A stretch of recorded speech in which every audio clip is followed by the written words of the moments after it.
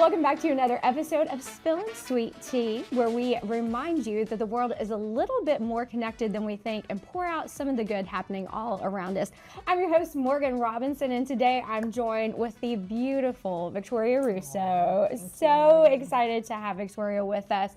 We are at our studio, of course, in the Charleston Area Alliance and Chamber of Commerce, where Victoria is a team member serving as the Vice President of Business Retention and Expansion. I wanted to make sure I had all of that. Yes, that's a long title. Yeah. But you do a lot, so it does encompass all of that.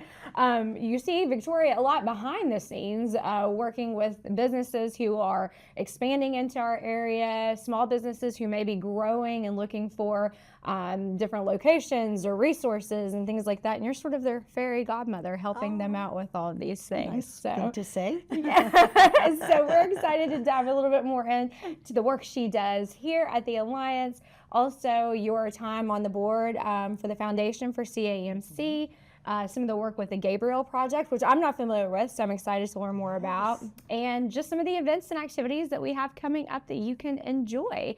But for now, we will jump right in with what's bringing you joy lately. Oh, I think just waking up every day, and getting a chance to do what I love to do, Morgan. It's very special. Being a part of the community and being able to impact, help businesses is a very special and a blessing for me to do every day. So you get to really watch people grow into their own. Is there a business that sticks out in your mind maybe that you saw from its infancy and now is really thriving? So there are a couple. One of them, Ecolit. Oh my gosh. She's amazing. So amazing. And they're doing so much work on their space with the mural. I mean, there's a lot going on over there. Yeah. And talk about a business that has had such a community impact. Yeah. So not so much working with them since their infancy, but since they actually moved from the basement of their house. Yeah. I helped them connect to the space that they're in through connecting with the Bullocks, and they love that space, and it has been a transformative experience for Elk City. Like you said, with the mural, and also their Marigold initiative, which is such a wonderful way to empower artists with the tools that they might need that are expensive, as you can imagine. Yeah. So it's been wonderful to see her grow not only into that space, but also hiring more employees. And in addition to that, we've connected her to exporting resources. Ooh, very So she's been exporting and pivoting when shipping got so expensive. Yeah. She pivoted to digital downloads internationally, which is amazing. That is amazing. Charleston really leaving their mark internationally. Absolutely. I love to hear that. We work with Ecolit a lot through Arts Amplified that I'm lucky to serve on the board of. And we're trying to get things ready for a conference that's coming up. And Brian's like, I've got to send it to Ecolit. And I was like, it makes me so happy to hear that, to hear people say I'm sending it to this local vendor or a local partner. And just working with them on a regular basis is so rewarding. Yeah, and she also, they also help so many businesses with their storefronts or with interior decorating. And some of the murals. She's got a lot of talent going on in her location and in herself. I saw her at Three Things speak, and she was so wonderful. So wonderful. What is a moment that has moved you over the past year or so? There have been several. Both of my children graduated from college this year. So that has been just amazing to watch. So watching my youngest, my daughter, Angela, graduate from Appalachian State University with a degree in chemistry. And my son, we went to his pinning ceremony and then graduation as a respiratory therapist. That's amazing. So it's just very moving. Yes. Well, and y'all hear me talk about the twins all the time, graduating from WVU this year, so very similar. Oh, how exciting. Just watching them grow. And thank you. Congratulations to you. Take on their own lives and hear now their struggles with adulting, which is so much fun. And both of them are in the process of, in the next few weeks, moving into new apartments. Oh, okay. And hearing all of those, like, I'm like, yes, it's expensive to live. Exactly. Living is expensive. Moving is expensive. So, but it's great to watch them grow up and be so proud of them. Yes, absolutely. Watching them thrive and seeing them making those decisions. Living independently and having to make those choices and learning how to save. Because we are frugal and we talk about use your coupons, make sure you're registering at the, as a frequent shopper at the supermarket and get those discounts because it all saves. It all adds up. Yeah, every little bit helps. Oh my gosh. I feel like you got really into World Cup too. Oh, yes. That was so, I mean, some of our mutual friends, Marie and Corey, they were super into World Cup. We went to Tucker County to do our big Cheat River trip, and we were trying to find like service to be able to watch the matches. Yes. But that was a moment that moved me, is just seeing the world come together, and absolutely, it's so cool. It is such a cool experience. It was such an opportunity for the United States. Yeah. I feel in general, North America, right? But especially for the United States, where I still feel that it can gain so much more of a better appreciation for soccer, for the real football. Because football is life. Yes. I know. I feel like Ted Lasso had to help us with that a little bit. Oh my gosh. Oh, absolutely. Can't wait. Yes. So good. Yes, so good. So it was really neat to see and hear about experiences that people from other countries had coming to the United States. For example, and I'm not on Instagram, but a lot of people are, and there were some posts of Japanese realizing that they could get free refills of chips and salsa at Mexican restaurants. And I just thought that was phenomenal, because they felt, and I don't owe them anything for these free refills.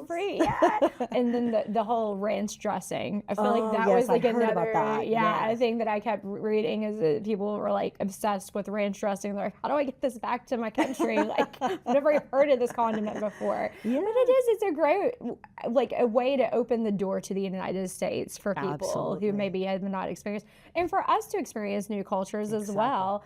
And I think that, after the U.S. was out, we all chose our favorite teams and learned a little bit more about them as well.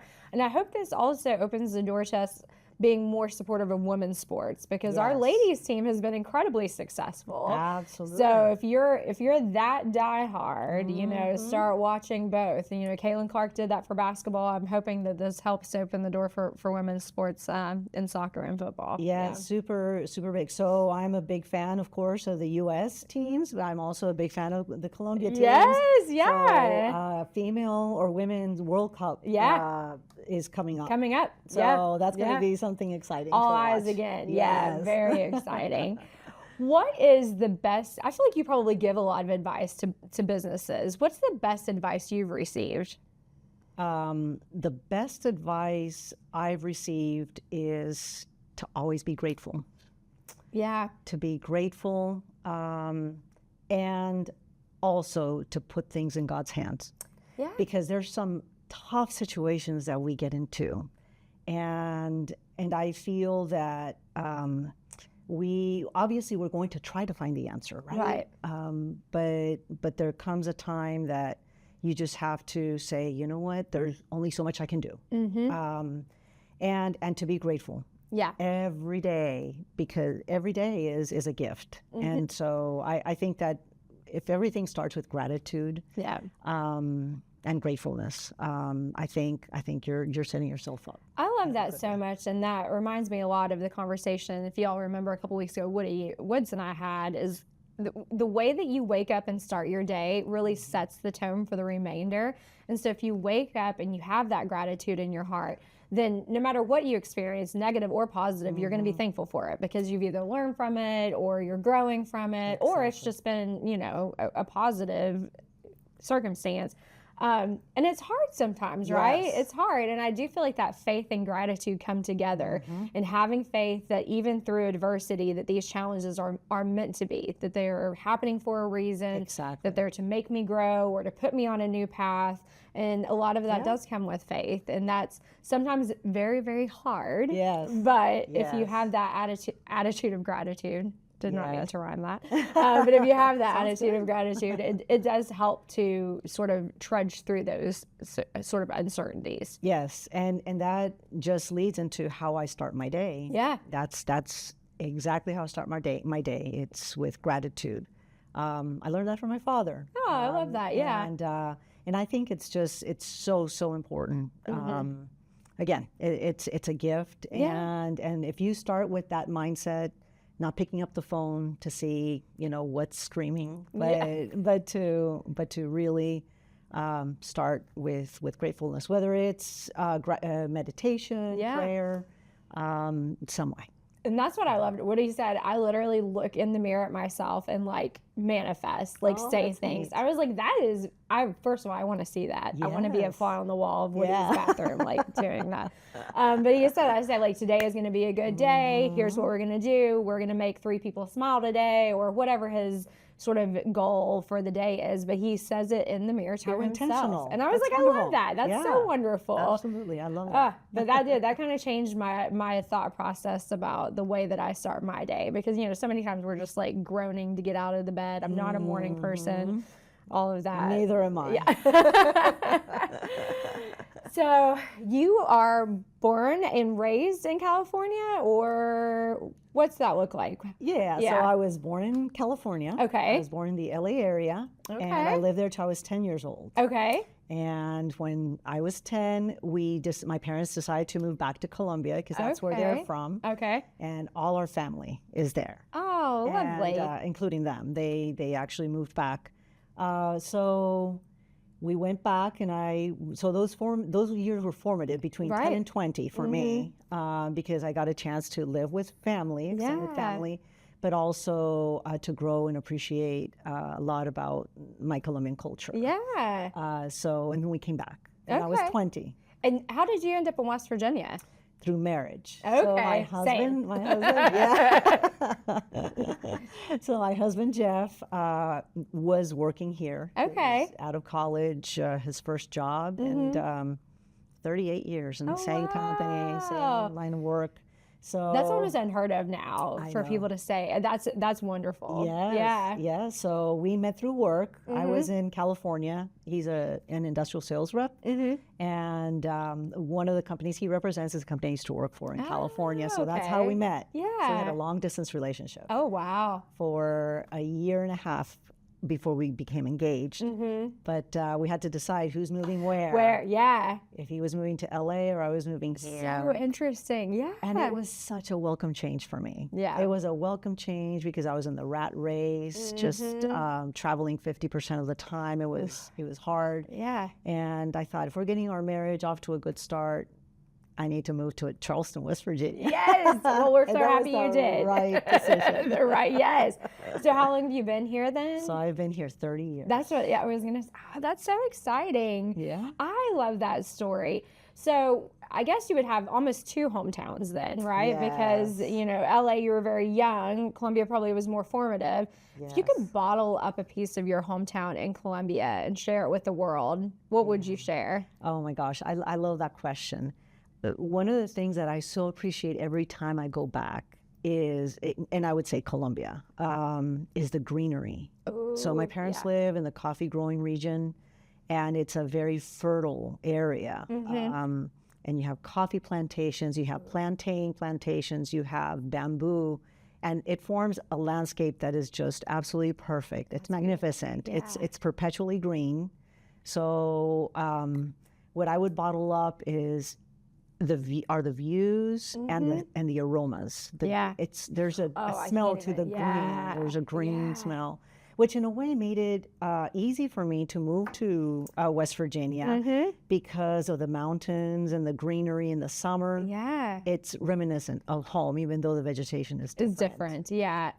We do. I mean, we are very fortunate, talking about being grateful. We are very fortunate to live in such a beautiful, lush area here. So that is lovely that it's kind of similar but different. Yes. Yeah. Oh, that's beautiful. What are you unapologetically passionate about?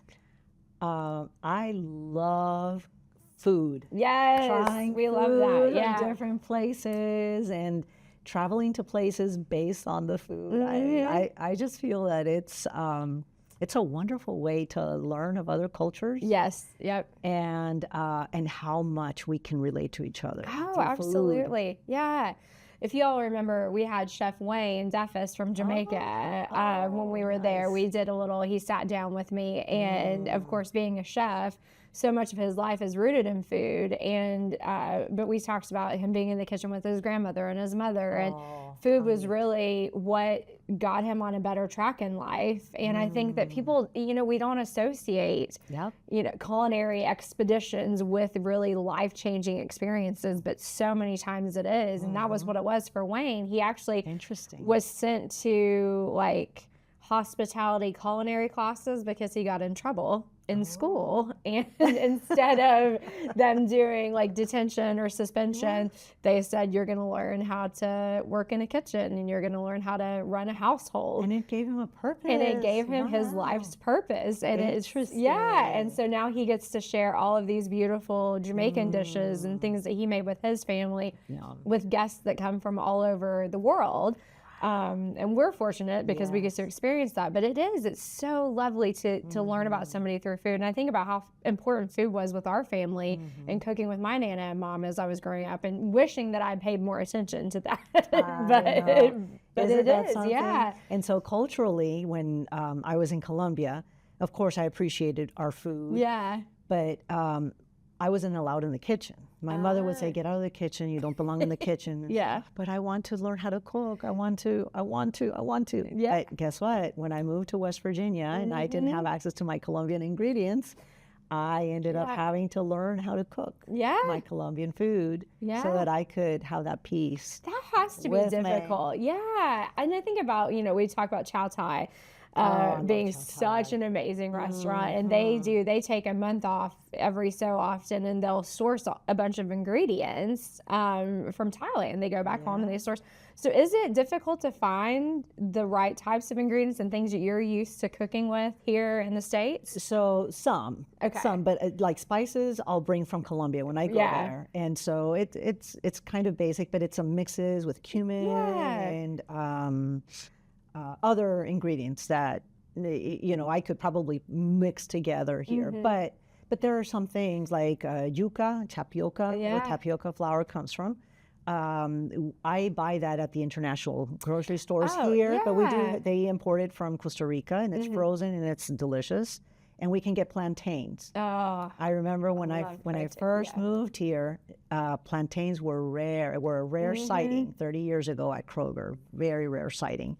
And I remember buying some one time, just getting 2, and the person at the cash register said, these are not bananas. And I said, no, they're plantains. Yeah. He said, I don't even know how to ring this up. And I said, it's okay, I'll stay here and wait until you get it. But I was so excited when I could get plantains. Yeah. And so some grocery stores in other cities, I can get ingredients like chorizo. It's like a sausage. But I've learned how to cook. And it's a good thing. See, learning through adversity. Yes. If I'm craving it, I want it, I need to make it. Yeah. And you learn how to do so. I love that so much. That's so wonderful. Are you a music lover? Yes, I love music. And you're a salsa dancer too. Well, I know how to dance salsa. I try to dance salsa. Which is like a sidebar. We have such a lovely community here. We're so lucky. We're so fortunate, and they're so welcoming. And I'm thinking of during festival doing the salsa cruise. The salsa cruise. I mean, it was phenomenal. So many fun ways to explore that side of the culture. But thinking about music, if your life had a soundtrack, what song would be playing right now? Oh my goodness! So that's a hard question, because I think there are so many songs. In Spanish. There's a song by Mark Anthony, who everyone knows Mark Anthony. He's an amazing singer. But it's Living Life. But it's a Spanish song, and it's all about the joy of living life. It's beautiful, and just enjoying it and living the party. Every song that talks about a good life, having fun, enjoying yourself. And I feel like there are so many Spanish songs that really move in that direction and really talk about embracing like the flavors of life and just the beauty of everything around us. So, Yes. okay, you've made the cut then. We always talk about this is going to go on the mixtape at the end of the year of everybody's favorite song. So I think this is a good addition to it. I'll look for Mark Anthony thought. Absolutely. I think that's great. Well, diving into a few more personal questions, how has your background, your experience living both out West Coast, Columbia, how has that shaped the way that you see community, especially here in Appalachia and in such a small place like Charleston? Yeah. So I think certainly that living in different places gives you the opportunity to experience people at a deeper level. Getting to know people, meeting them where they are. It's something that I really try to instill in my kids. You know, being able to appreciate people regardless of whether they're in a good mood or a bad mood. Yeah. But knowing that there is a reason behind each. Being able to validate people that way, no matter where you are or where you come from, I think gives you the ability to read people in a better way and either see how they can be a tool for you, but also it helps you have a better glimpse of how you can be an instrument for them. And I think that is extremely valuable that I attributed to having lived in Colombia and having lived in California, cultures that are very different from here, but appreciating that. So I think meeting people where they are and understanding them helps you have this ability to relate to people of different walks of life. Yeah, and it helps you learn about yourself. I mean, there are things that I see in others that remind me of myself that I would not have had that spark had I not met them.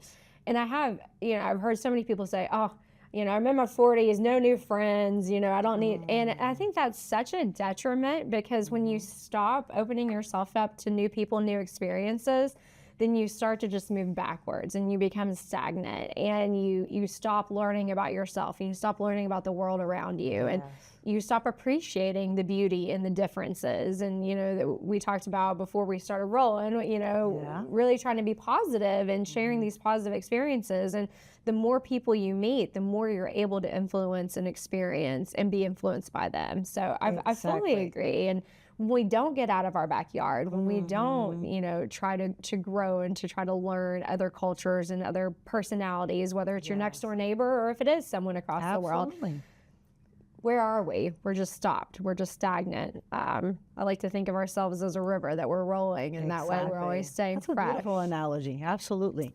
I think it's so important, and so you tie that back to community, and you tie it back to doing business, or cultivating those relationships for business to further them, and to.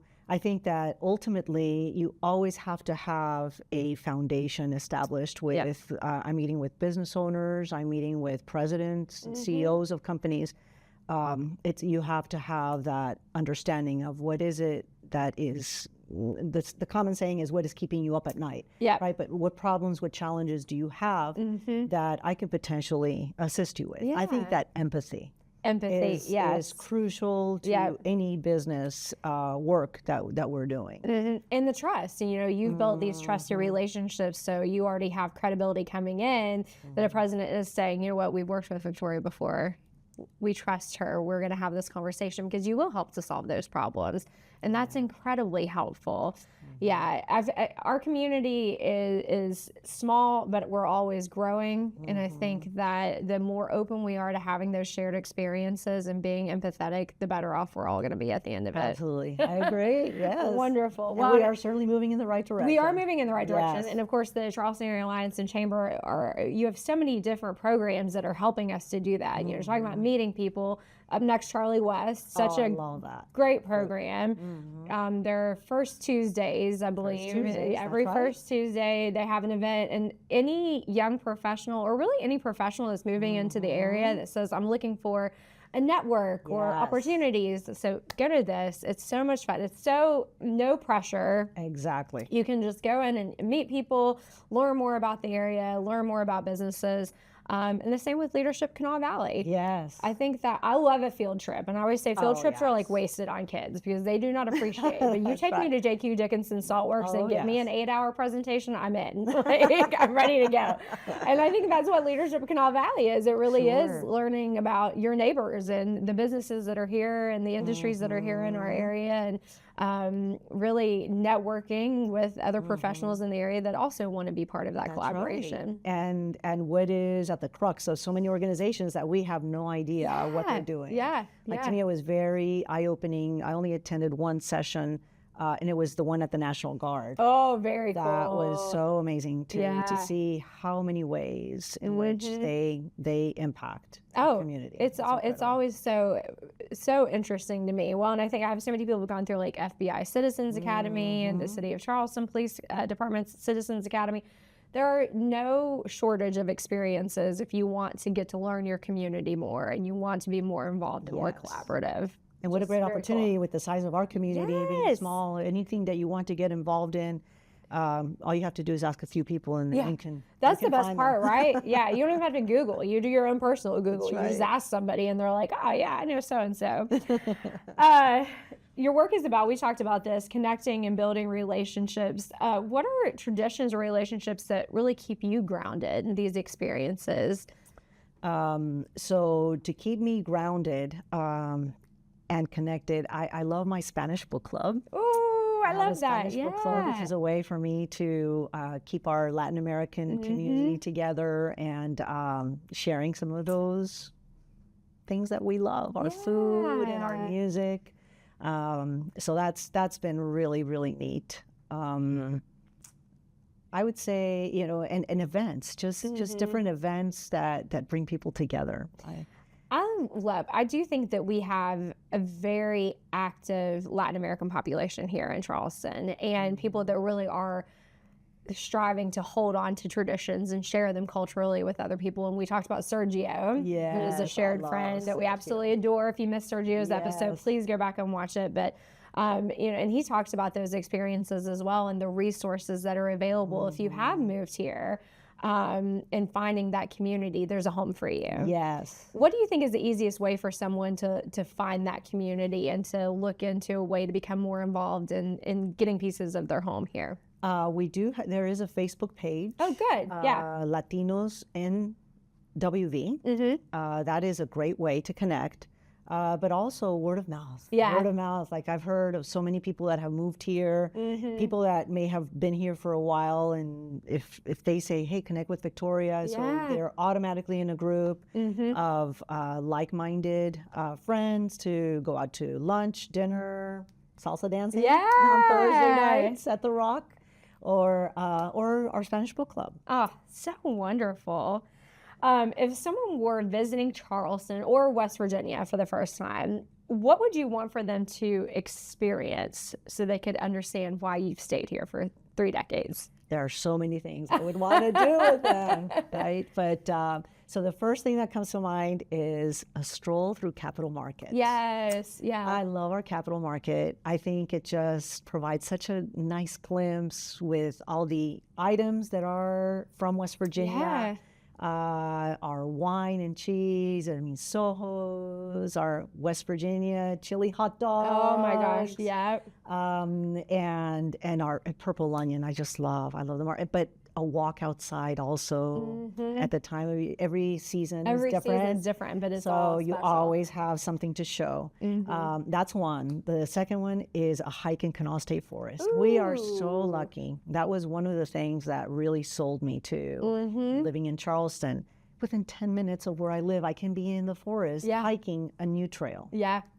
And still after 30 years. And people years. don't take advantage of that, I feel like. I think we sort of take it for granted. We don't think about it. And I love that there are so many individuals that are planning activities there. Yes. Whether they're walks or hikes or stargazing and really just utilizing that space in a lot of different ways for families, for recreation, for health and wellness. And we are so incredibly fortunate to have that a stone's throw from our downtown. Yes. It's so beautiful. We are, and they've done so much to improve improve. Their picnic shelters, their trails, they're kept so nicely and with nice signs. I think that there's so much love that has been poured into Kanawha State Forest. Yes, yeah. We're very fortunate to have this very robust downtown for how small we are, with Capitol Street, Slack Plaza, City Center, all of the activities going on there. Of course, we just kicked off City Center Live, so every weekend for the next 3 months. I'm so excited. I saw the calendar today. There will be free programming, live music, theater, dance, comedy this year for the first time.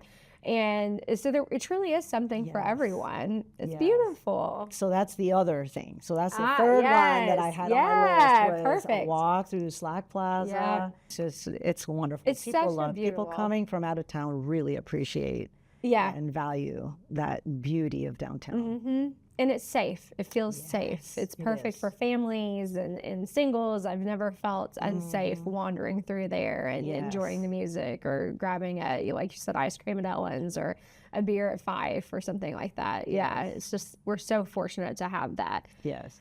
Tell me about Gabriel Project, because I don't know anything about this. I feel like I've heard of it before, but I've never been involved with them. So tell me a little bit more about their work. The Gabriel Project of West Virginia has been in existence here for over 25 years. Okay. And it's an organization, nonprofit, that helps young families with children 2 years and younger. Okay. Low-income families that may need tangible goods, diapers, formula. Yeah. We have organizations that help us as well. United Way, which is wonderful. We team up with them. They actually, in the Day of Caring, they come and help change out summer clothes to winter clothes because we do have, there's clothing. So I've been a volunteer there, committee member. And it's wonderful to see such a, organization that started. I mean, I was in the founding committee 25 years ago. Yeah. And see it grow into so many different counties. I mean, the need is great. Yeah. We would say that we help mothers with young children in need. And then it became, well, it's not mothers, it's grandparents taking care of children as well. Yeah. So it's low-income families, but tangible goods. So we receive donations and obviously monetary donations as well. But the need is great, and the impact and the work that is done is tremendous. We have wonderful volunteers. Oh, that's wonderful. Well, and it seems like a very grassroots organization, especially 25 years and having that growth. And I'm sure that given the economic sort of climate right now, the need is probably just getting greater and greater as things become more expensive. And we talk about adulting, it's expensive to live. It's very expensive to live when you have young children, and you're trying to outfit them for success and give them everything they need for a healthy start in life. And we're seeing these multi-generational families now with grandparents that are raising children and are put in a position that they weren't expecting later in life. And how wonderful that we have those resources for them. Yes. And so if someone is interested in either supporting or taking advantage of the services, what's the best way they can find information? So the website is gabrielprojectwv.org. Okay. And we'll put that in the show notes as well. But wonderful. Thank you, Morgan. Yeah, absolutely. I love to educate myself. So as you said, so we can be our human Googles. And if somebody's talking to me and they say, I do a lot of work with West Virginia State University, they have a grandparents program there. So being able to share those resources with them, it's always helpful. And the more I know, the more I can share, hopefully the more lives that can be touched. So thank you for sharing that with me today. Yes.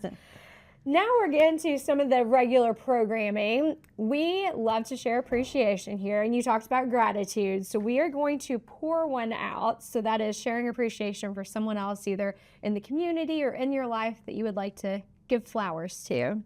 So the Gabriel Project is an organization that I would love to praise, just because there are people that don't know about it. And what we do, what the organization does is amazing. But also there's a friend, Sharon Iskra. Okay. She works at Bailey Glasser. And she has been such an instrument of her philanthropy. Is just amazing. I mean, she's very philanthropic, very giving of her time.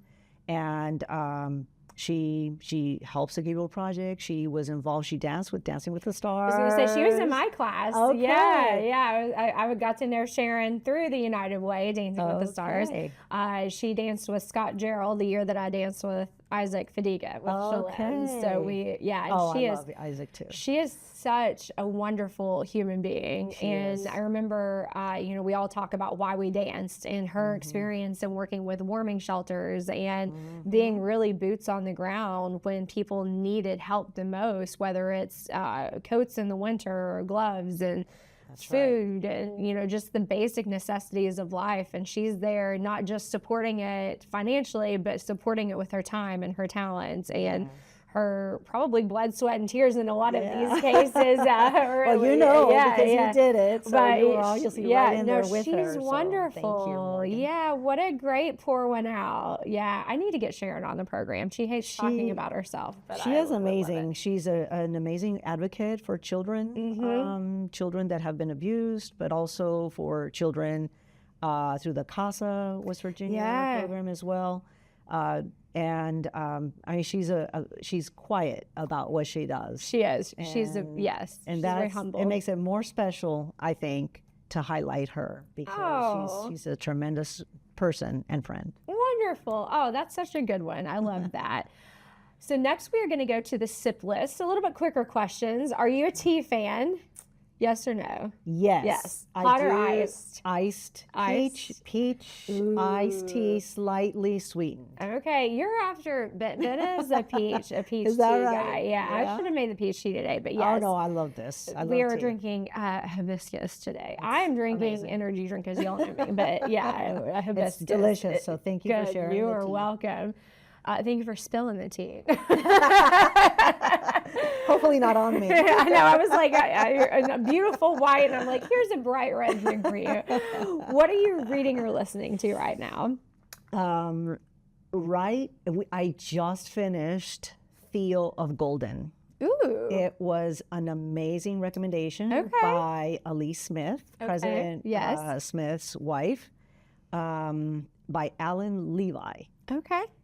It is an amazing book. I highly recommend it. Yeah. It is on the bestsellers list. All about gratitude, about seeing people, learning from them. It's a beautiful, beautiful read. Wonderful. That's what I'm reading right now. Oh, wonderful. Well, I'm going to use you to do a little preview, guys. Elise is on the program. We are going to be. We're going to be interviewing the First Lady and talking about the Women's Warrior Summit and some of the work that she's doing, of course, with Wing to Wing. So very excited to have her. And thank you for mentioning that because I haven't told y'all yet. Yes, that is exciting. Yeah, so her interview will air next month in September. Yeah, how nice. I'll make sure to watch that one. She is so wonderful. And of course, so is her husband. Brad Smith is amazing. And we're so thankful for everything they do here in West Virginia. But yeah, very excited. I'm excited that you're going to have her. Yeah. Because I love hearing her so lovely. She's such a wonderful speaker. Yes. What are you grateful for? I'm grateful for every day, waking up and having a day ahead. It's, to me, that is the biggest gift every day. Are you a television watcher? Not much.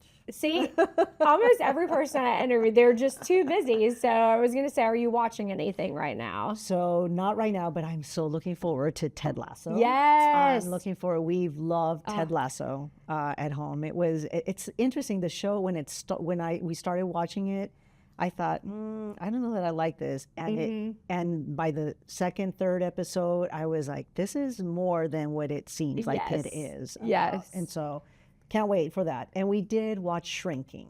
Oh, I haven't watched that yet. Excellent. I need to watch Shrinking. I recommend it. I need to watch Shrinking. Ted Lasso, yes. So I say, and I know it's a Walt Whitman quote, but be curious, not judgmental. I say that so much, and I try to remind myself to be curious. Oh, I'm so excited. Jason Sudeikis, we're coming for you. Yes, he's so wonderful. He's so good. Who would you like to spill the tea with? I've had a chance to spill the tea a little bit with him, but I always look forward to doing it. Brian Eloise. Oh my gosh. Brian Eloise is such an amazing person. And not only him, his family, his mom and father are dear friends as well. But I love Brian. He is one of my favorite human beings. Yes. He's and a great you human being. cannot be around Brian and not smile. Yes. Like his energy is so contagious and like just, I love him. I want to bottle him up and like spread him throughout the world. And he genuinely cares. He genuinely cares about when he's with you. He's in the moment, he's present, and he cares about you. Yes. And I love that quality and that feeling. He's so, we love you, Brian. You know this already.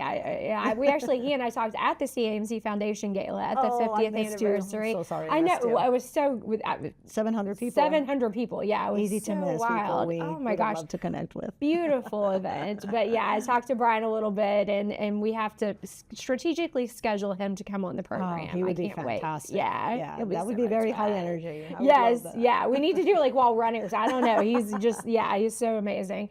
Yes. Now it's your turn to pass the cup and ask me a question. Okay. So y'all know I don't know about the question in advance, so it's right off the top of your head. Okay. What would you like to ask? So I would like to ask you, every day when you wake up, what excites you? Oh, what excites me? Being able to drink a delicious cup of coffee. Okay. That excites Colombian coffee? Not always.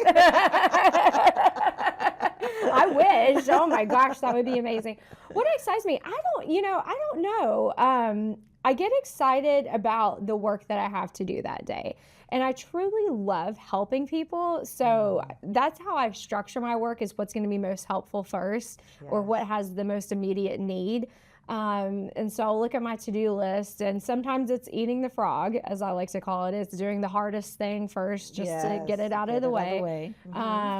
And sometimes it's looking at it and saying like, okay, this is really pertinent in this person's life or in the work that we're doing right now. We need to get to it. So that really excites me. It also excites me to see my doggos. Aww. So we have, you all hear me talk about the rats. We call them the Rat Pack. We have 3 adopted dogs. They're all some form of Chihuahua mix. Okay. And we have one that is such high energy that he'll just be staring at you and waiting for you to wake up. So that, as much as sometimes I want to, throw him back under the covers, it is exciting to wake up and see his little face and how excited he is just to be alive and just be happy and be in a home. So those things all excite me. But on days when I'm recording the show, and it's so funny because I looked at Ben after one of our last sessions and I said, this is my favorite thing I do ever. Wow. And I don't get paid for, y'all know, I don't get paid for it. It's not a client. I do it just because I really love it. So on days that I am recording, that's what excites me the most. I'm excited. Wonderful. Thanks. I'm excited to learn about someone that maybe I know or have met before, or a complete stranger. Those are the best. I get excited to hear their stories. I'm excited to learn more about our community and things that maybe I wasn't familiar with, like the Gabriel Project.